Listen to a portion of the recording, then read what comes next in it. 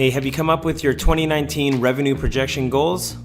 If not, this video is going to be helpful. I'm going to show you a simple framework that I follow at the end of every year that you could follow that shows you this is how we could come up with the number that we would like to see in the next year.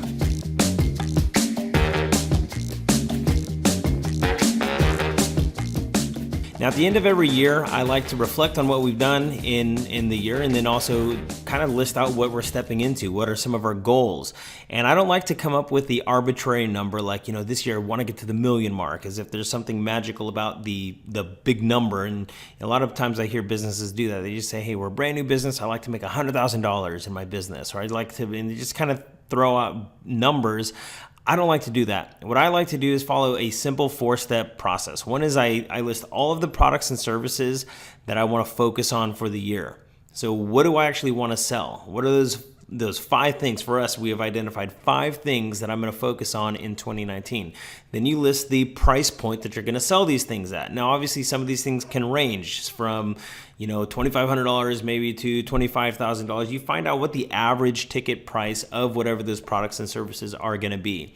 So find out what the average is. So list out the products and services, write the average ticket item, and then put down how many people you want to serve in each one of those areas. So actually put a number. I'd like to have this product at this price point helping this many people with that.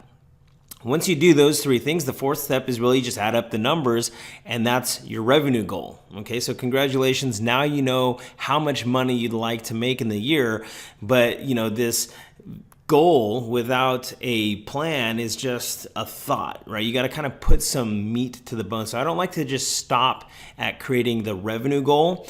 I like to put in 2 other categories. One is, who must I become to be able to achieve those goals? And what are some immediate action items that I can take? So who must I become? These are things that you have to identify in yourself. These are maybe limitations or weaknesses that you personally have, things that you need to grow in to become the type of person that is going to achieve the goals that you set forth from the beginning of the year. So who do you need to become? Just being transparent with you, I need to become a little bit more organized to reach the goals that we have. I need to become more focused. I tend to get really excited about a lot of things. Well, now that I've identified the 5 products and services that we're going to focus on in 2019, I really need to focus on just those and really nothing else. I also need to be more comfortable with delegation. We're at the level to where even though I like to do creative work, if I want to grow and scale the company to where I want it to be, I have to be more comfortable delegating those things to my team. I have a high level team that does amazing work, and I should be more comfortable handing off a lot of the creative to where I'm not doing pretty much any of it. And I'm focusing more on strategy and onboarding. So those are the types of things that I need to do. And I've noticed these, I've noted them down. These are weaknesses or limitations that I have to be mindful of, that I need to grow into in order to achieve my goals in 2019. And then the last thing is, what are some action items needed? Now, it's the end of November. We're going into December. I like to do all of this prep work in the beginning of December, so that way I've already laid the foundation and the groundwork to where in January I'm not trying to start from scratch, that I've already started these things. So I'm going into the new year with some momentum. So list 3 action items that you can take immediately starting in December of what you can do to be able to achieve your goals. So for me, I identified 3 things. One is I need to cast vision to my team. So I'm not going to wait until January to do an end of year report. I'm going to do that in December. I'm going to cast the vision. This is where we were. This is where we're headed. And I want to get buy-in from my team. The other thing I need to do is I need to develop a marketing strategy. I don't want to do that in January, because if I develop a marketing strategy in January, I'm not going to execute that until mid-January or February. I'm already a month behind in the year. Again, I want to build momentum into the year. So I need to cast vision. I need to have a marketing strategy session with my team.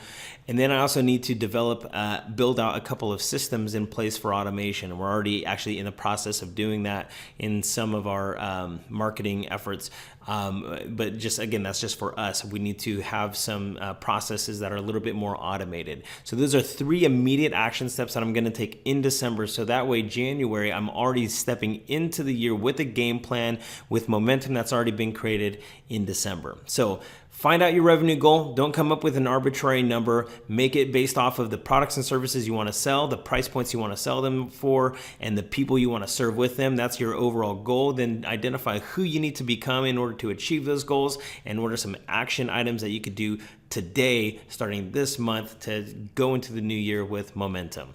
Hopefully that's helpful. If I get enough engagement and feedback on this video, maybe I'll do another video showing you specifically how I've done this, and maybe I'll do another video showing you our marketing strategy, how we're gonna do that framework. But that's based off of you guys. If there's engagement, likes, shares, comments, all that kind of stuff, then maybe I'll do that next video.